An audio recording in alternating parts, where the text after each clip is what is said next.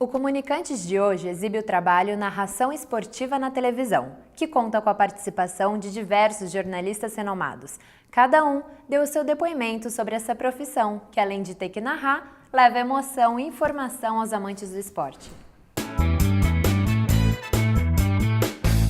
O trabalho foi feito por 2 alunos do curso de jornalismo, o Felipe Aquino e o Vinícius Montoya. Os 2 vão contar agora um pouquinho pra gente de como foi toda essa experiência. Então, gente, primeiro, quem que teve a ideia de falar sobre narração esportiva e como que surgiu isso? Bom, primeiro eu queria agradecer o convite, né, por ter chamado a gente para falar sobre o trabalho. E, na verdade, acho que a ideia nasceu um pouco, assim, em conjunta.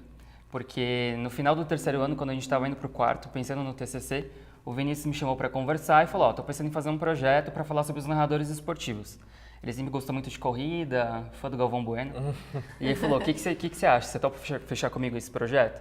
Aí eu falei, não, legal. E a gente sempre teve essa tendência de ir pelo audiovisual, a gente sempre gostou de mexer com câmera e tal.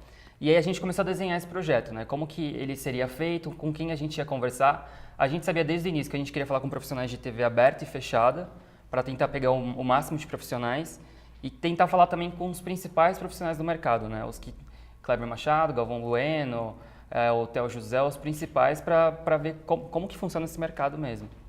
E até porque era um ano de Copa do Mundo, tudo estava voltado para o jornalismo esportivo e a gente gosta muito dessa área.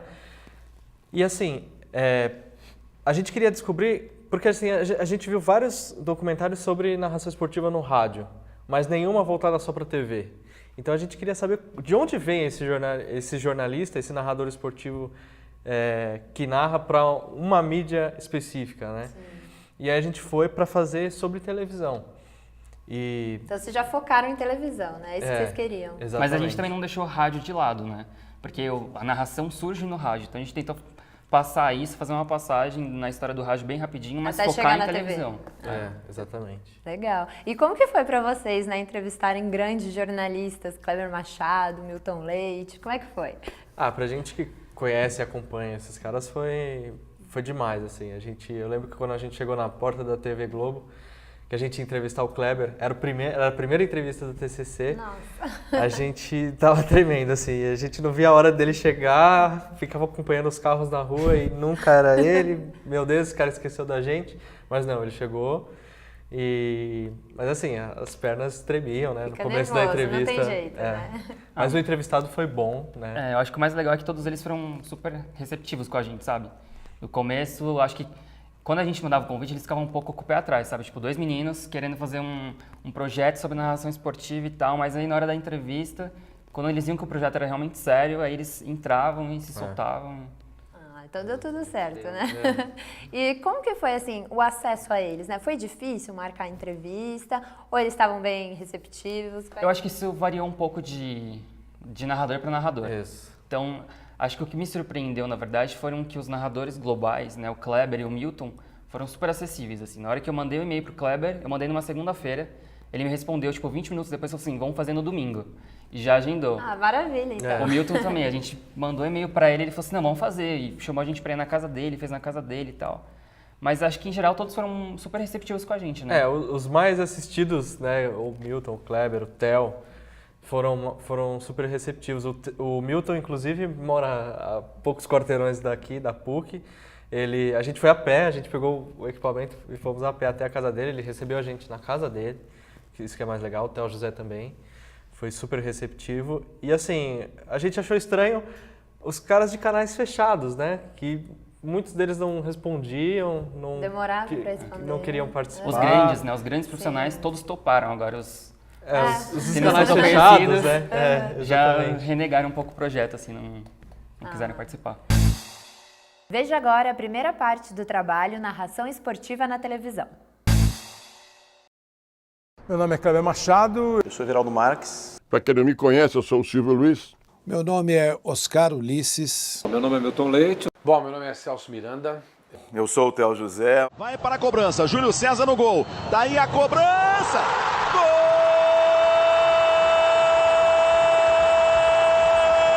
A nossa profissão não são só aqueles 90 minutos de futebol, 2 horas de uma corrida. Medalha de A linguagem da TV aberta ela tem que ser muito mais abrangente.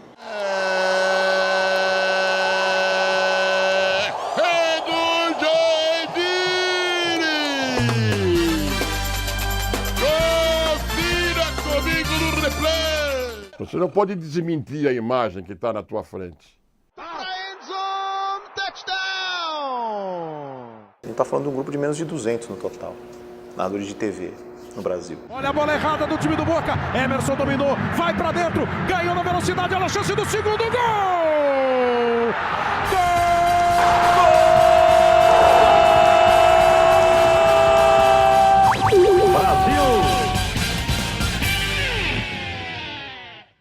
Comecei a trabalhar com esporte nos anos 80, 82, mas assim, não era a minha função. Aí a partir de 86 eu passei a trabalhar só com esporte, então desde 86 trabalho em esporte e estou aqui na TV Globo desde 88. É difícil dizer se foi escolha, né? Na verdade, quando eu era moleque, eu sempre gostei de futebol e de narrar jogo de botão, enfim. Achava que era uma profissão muito bacana. Não imaginava que fosse ser o meu futuro. Eu imaginava que eu fosse ficar na parte artística do rádio mesmo, como eu estava. E toda hora ele ia na redação que ele queria, eu quero gravar alguma coisa de esporte e tal. E um dia eu arrumei lá um texto, lá faltou um repórter para ele gravar português, ele gravou, e o Kleber tem, o português dele é limpinho, ele tem vocabulário. Quando eu vim para a TV Globo, eu vim para trabalhar em São José dos Campos, para ser o Globo Esporte de São José dos Campos. E, ao mesmo tempo, eu rapidamente consegui fazer algumas coisas em São Paulo. Antes da Copa de 90, eu vim para São Paulo e aí eu já vim como narrador, entendeu? As coisas foram acontecendo meio naturalmente. Claro que eu achei legal a beça ser narrador, mas dizer que assim, eu pensei que eu ia ser narrador, talvez eu tivesse pensado lá atrás, sonhado em ser narrador de rádio. Acho que o pessoal foi ouvindo, falando, pô, vamos ver se dá para narrar. Aí narrei um jogo um dia, narrei um jogo outro dia, aí virei narrador. Eu não. Eu sempre quis ser narrador. Meu sonho de criança era ser narrador, até porque eu era muito ruim de bola, então eu era o primeiro a ser enxotado dos jogos. Ou eu ficava no gol, ou eu ia pro banco, meus amigos. Aí eu comecei a narrar os jogos deles. Só que eu não imaginava que eu seria narrador de televisão. Porque quando eu cresci, eu era criança e criei paixão por futebol, os grandes jogos eram jogos de rádio. O clássico do domingo era rádio. Então era Osmar Santos, era Fiore, era Zé Silvério, era Amigão, Luiz Roberto, Oscar Ulisses. Sou irmão do Osmar Santos e ele no ano de 70, na década de 70, ele montou em Marília um campeonato dente de leite. Botou a molecada para jogar. Levou também uns meninos para narrar jogos. E os meninos foram narrar jogos e eu estava lá no meio. Então eu comecei ali já molequinho narrando futebol dentro de leite de um campeonato organizado pelo Osmar lá em Marília. Isso não era um trabalho profissional, era uma arte do Osmar. Eu comecei minha carreira em 78, comecei primeiro em jornal, morava em Jundiaí na época, trabalhei em jornais lá, depois os jornais acabaram me levando para a rádio. Em 1987 eu vim trabalhar em São Paulo, fui trabalhar como redator da Economia do Estadão, ainda continuei fazendo rádio lá em Jundiaí. Em 95 eu fui para a ESPN Brasil. Segundo essas projeções, o Palmeiras tem 77,9% de possibilidades de cair. Era um projeto que estava começando também na TV a cabo. Ainda trabalhei durante 3 anos na rádio e na ESPN, até que a partir do final de 97, aí foi só nesse momento é que eu virei um narrador esportivo só, né? A minha função principal passou a ser narrador esportivo, porque até então meus outros empregos que eram tanto no Estadão como na Rádio Jovem Pan, que eram meus principais empregos, né? A TV era mais ou menos um freela ali que eu fazia.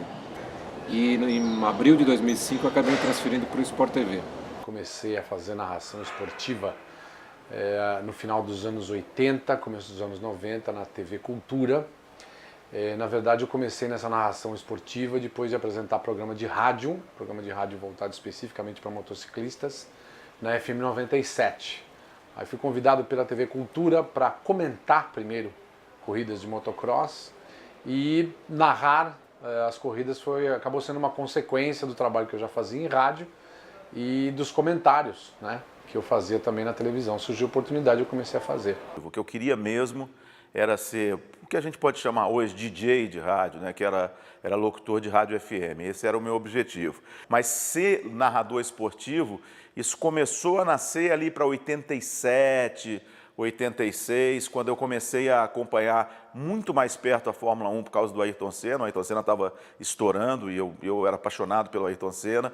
Aí aquele negócio começou a aparecer, até que um piloto de Goiás chamado Alencar Júnior, que corria na Fórmula 3 sul-americana, ele era muito influente dentro da categoria, ele falou, olha, esse negócio de repórter não vai dar muito certo não.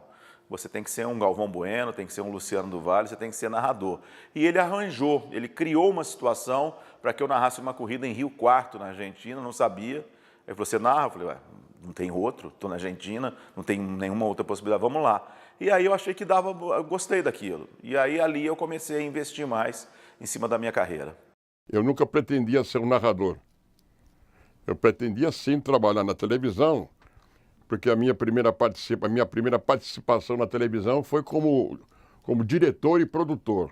Depois, por circunstâncias da vida, houve a necessidade de eu fazer parte da equipe de esporte da TV Record, que estava começando naquela oportunidade.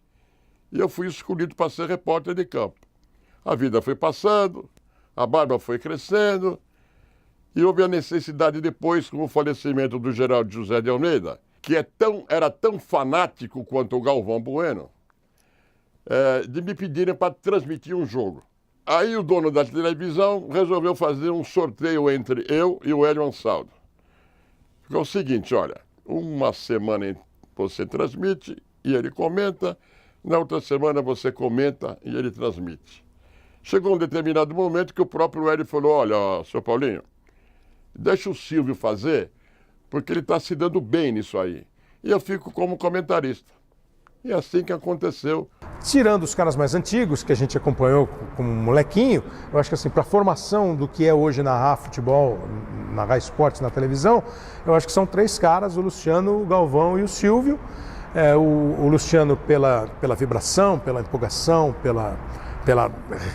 pelo jeito que ele consegue relatar o negócio e mesmo pela paixão que ele sempre teve por fazer isso aí.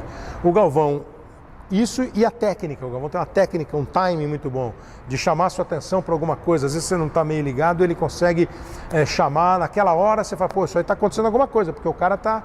Então ele tem, essa técnica dele é muito bom. E o Silvio pela descontração, pelo jeito de animador de um espetáculo que ele sempre fez.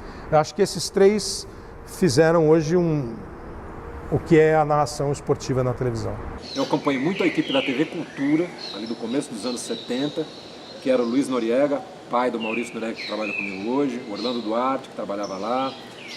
Então eu acompanhava muito a TV Cultura naquela época. E depois, se você for olhar mais pra frente, né, aí você tem caras como o Luciano do Vale, como o Galvão Bueno, que são caras que transformaram a nossa função de narrador esportivo numa coisa num outro patamar, né? Eles botaram uma coisa num patamar muito elevado, até com importância dentro da carreira de jornalista esportivo, né? Hoje o Galvão é uma das estrelas da TV Globo, comparada a Faustão, a Jô Soares, a Xuxa.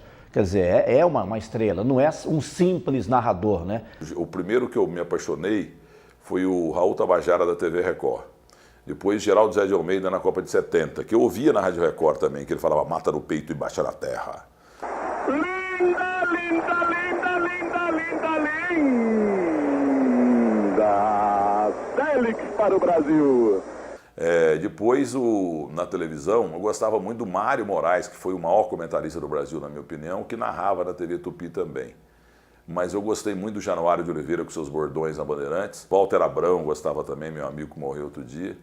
Mas fundamentalmente os maiores foram Luciano do Vale e Galvão Bueno, porque os dois estão nessa época em que temos satélite, tem comunicação total. Antigamente a coisa era romântica, na base do fio no bambu. Então o Luciano do Vale e o Galvão Bueno, o Luciano não é porque morreu não, ninguém atingiu o potencial de voz e emoção dele. Tecnicamente o Galvão é perfeito. Eu não sou amigo dele, muito menos inimigo, mas eu tenho admiração por ele porque guardadas as proporções. Ele é muito patrulhado também, morre de inveja do Galvão Bueno. O Galvão Bueno é isso, que o Galvão é mala, porque não sei o quê. Se o Galvão Bueno não fosse um cara top de linha, você acha que a Globo ia comprar direitos caríssimos de Campeonato Paulista, Carioca, Campeonato Brasileiro, Libertadores da América, Olimpíada, Copa da UEFA, Liga dos Campeões da Europa, comprar também aí os direitos de Copa do Mundo e andar na mão de um Zé Mané? É porque o cara é bom, pô. Tanto é que quando ele não transmite, a audiência cai. Aí vem Senna na reta, é o final da prova. Ayrton Senna na ponta dos dedos. Ayrton!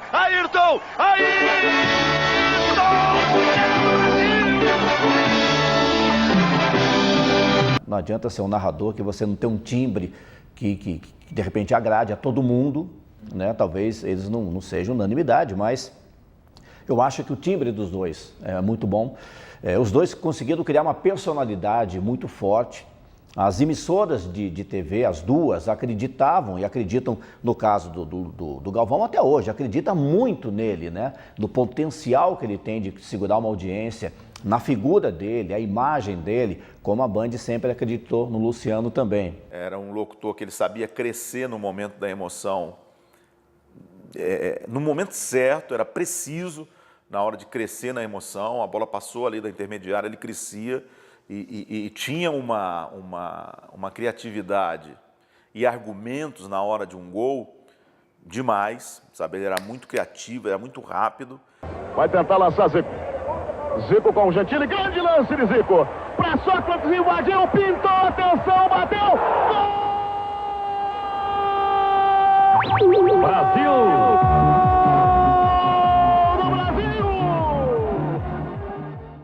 E o Galvão, ele tem uma qualidade que se é da pessoa, isso não adianta querer buscar. Você pode trabalhar, mas que é fazer o enredo do evento. Vai começar um jogo Brasil e Argentina. Ele já começa a trabalhar. Olha, é Brasil e Argentina. Esse é o maior clássico do mundo. O Brasil tem que ganhar. Porque pá, e parece uma novela, sabe? Ele vai te trazendo para dentro do evento, vai te trazendo, vai te colocando. Quando você vê, você está ali e fala, poxa vida. E isso é uma coisa que não é fácil. Ele tem isso é uma capacidade que ele tem que eu admiro muito. E é o que eu digo, tem jogo que pede isso, sabe? Igual Palmeiras e Corinthians. Talvez seja o último clássico no Pacaembu deles e tal. Palmeiras precisa ganhar, é um clássico e tal. Você já começa a pensar, mas você fazer isso durante os 90 minutos é duro. Acho que uma das coisas que mais marcou realmente no rádio foram as primeiras narrações de Copa do Mundo, né? Porque quando não tinha televisão, né? E a Copa do Mundo é o grande espetáculo, né? Do futebol e acompanhar isso pelos relatos que a gente tem das pessoas, né? Realmente ela é uma coisa fantástica, né? A televisão no Brasil começou em 1950, mas transmissão de futebol era muito esporádico. Em 54, na verdade, em janeiro de 55, teve uma transmissão de Palmeiras e Corinthians.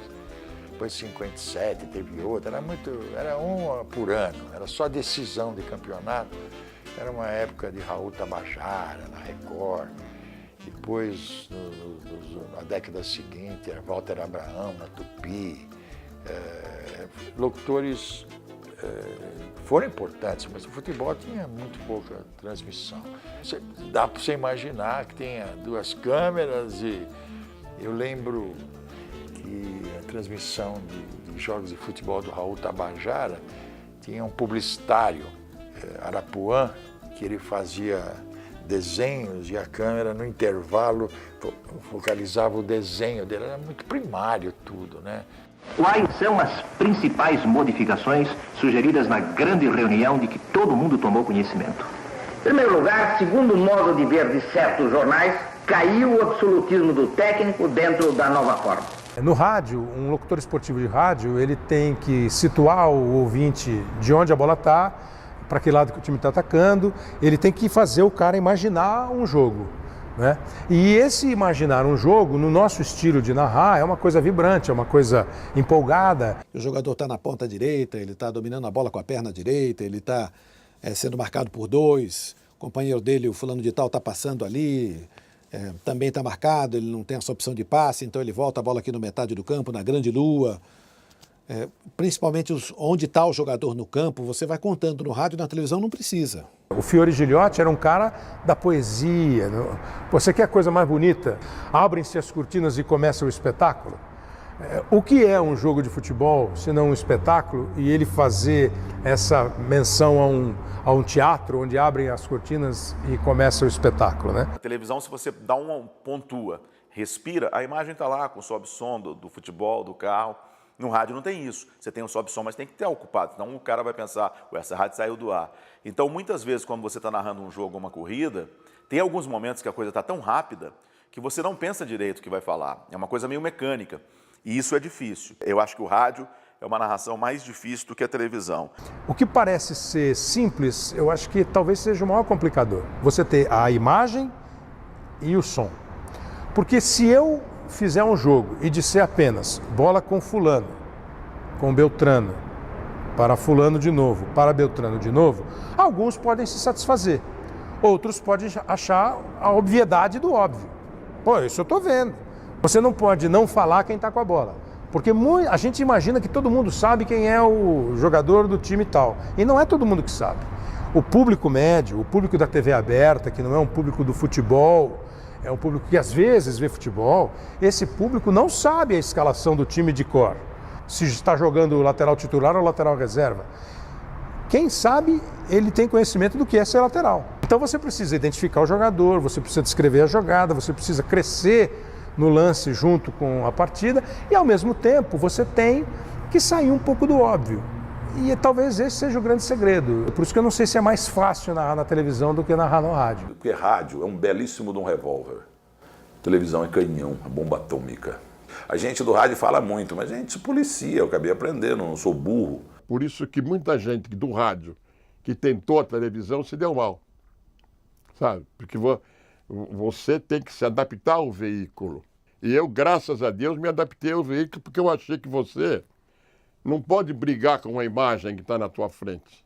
Você pode ter a tua opinião, que pode ser desmentida a qualquer instante por um replay, por um outro ângulo. E você, ao fazer hoje em dia, é o que está acontecendo muito, você raramente vai ao estádio. Então você é obrigado a fazer o tubo. E no tubo, ninguém te xinga quando você vai no estádio, ninguém joga mijo na tua cabeça. É muito mais confortável. Mas eu acho muito antiprofissional. Você perde o tesão. É a mesma coisa que você gozar nas coxas. Eu fiz uma luta ontem até 2 horas da manhã. Como é que eu ia estar em Caxias do Sul hoje para fazer um jogo? No caso desse final de semana. Então, tem que fazer um jogo no estúdio. O narrador, comentarista de arbitragem. Você tem um operador de áudio, você tem o cara que cuida da luz, você tem um câmera, você tem um assistente que fica ali cuidando das coisas. Isso na cabine. Você tem lá no campo a mesma coisa com os repórteres. Você tem no caminhão, mas, sei lá, ó, se você chutar 50, 60 pessoas para um jogo, eu acho que você não está chutando alto não, entendeu? Somando câmeras, os caras que ajudam os câmeras, o cara que faz o VT, que grava o lance para botar o replay, o diretor de TV, o coordenador da equipe, é gente abessa, entendeu? Agora, essas pessoas vão em todos os jogos. Por isso que a questão não é, eu acho que não é uma questão financeira, porque se a gente narra um jogo daqui, a economia é de 4 pessoas. Nesse caso, vai o comentarista, o repórter, o narrador e um produtor. Isso aí são 4 pessoas. Você faz a conta. Em 100 e não sei quantos jogos por ano, qual é a economia que acontece disso aí? Tem jogo aí que manda só o repórter. O carro-chefe são as transmissões internacionais, né? Então, diria que 90% das coisas é o futuro. Eu vou para estádio em rádio e a TV vai para estádio em Copa do Brasil, basicamente, né? Levar até quem está te acompanhando coisas que a imagem não mostra, principalmente o ambiente, o clima. Eu acho que faz diferença estar no estádio. Até o seu tom, acho que até o seu tom sobe um pouco, você dá um gás a mais. Se eu pudesse escolher, eu só faria jogo de estádio. Naquela época, 30 anos atrás, era comum. Eu lembro que uma vez nós fomos fazer um jogo da seleção, acho que era Bogotá, sei lá, e deu problema, não deu para a equipe se deslocar para o outro jogo, que era numa outra cidade, porque fechou o aeroporto, uma coisa. Então, à tardinha, às 5 horas da tarde, eles me falaram, nós não conseguimos viajar, vamos ter que fazer daqui pela televisão. Eu falei, que beleza, né? Vocês vão fazer pela transmissão local deles aqui. Então, eu lembro que foi Oswaldo Maciel. Maciel, olha que absurdo, puseram uma televisão no saguão do hotel, o Carmona, o repórter ficou do lado direito da televisão e o outro repórter, que não lembro quem era, ficava do lado esquerdo. E o Maciel transmitindo pela televisão. Olha, lá vai a seleção, não sei o quê. É isso aí, bola pela linha de fundo. Era desse lado. Linha de fundo, Roberto Carmona. Porque o jogador fez isso. Quando ia do lado, chamava o outro repórter. Aí, quando deu 20 minutos do primeiro tempo, entrou a Rede Nacional, o presidente falando, um dos repórteres falou assim, e agora com esse presidente falando aqui, aí a gente se tocou. Aí o Chico Vieira, que era da técnica, ele pegou um rádio daqueles muito potentes, pegou a Rádio Globo do Rio, que estava no estádio, injetou na escuta deles, então o Maciel transmitia, ouvindo a transmissão do locutor da Rádio Globo do Rio, né? Com atraso, e fica péssimo, né? Porque bola, gol! Não sabia quem era. O Milton Nascimento já dizia, né? O artista tem que estar onde o povo está. Tem que ser no estádio. No Campeonato Brasileiro, eu estou fazendo 95% dos jogos do estádio. É outra história, você vê o jogo, você não vê só por um diretor de TV, uma falta com cruzamento na área, um escanteio, cruzamento na área. Caramba, tem 6 jogadores do time que está defendendo e 5 do time que está atacando.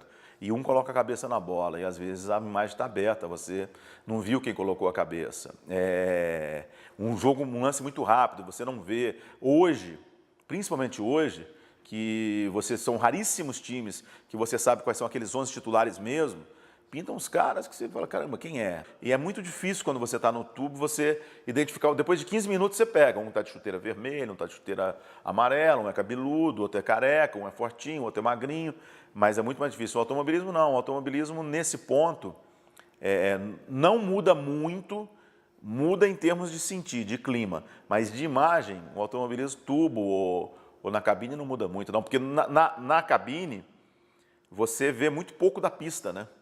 No estádio você vê tudo, mas no automobilismo na cabine você vê muito pouco. Você vê às vezes ali 15, 20 metros. Aqui em Interlagos era legal porque você ficava de frente aos boxes, então você via entrada e saída de boxe, então você acompanhava o trabalho das equipes. Mas fora isso, o automobilismo não muda muita coisa não. O Comunicante de hoje fica por aqui. No próximo programa você vai ver a segunda parte do trabalho Narração Esportiva na televisão e mais um pouquinho da entrevista com Felipe e com Vinícius. Até lá!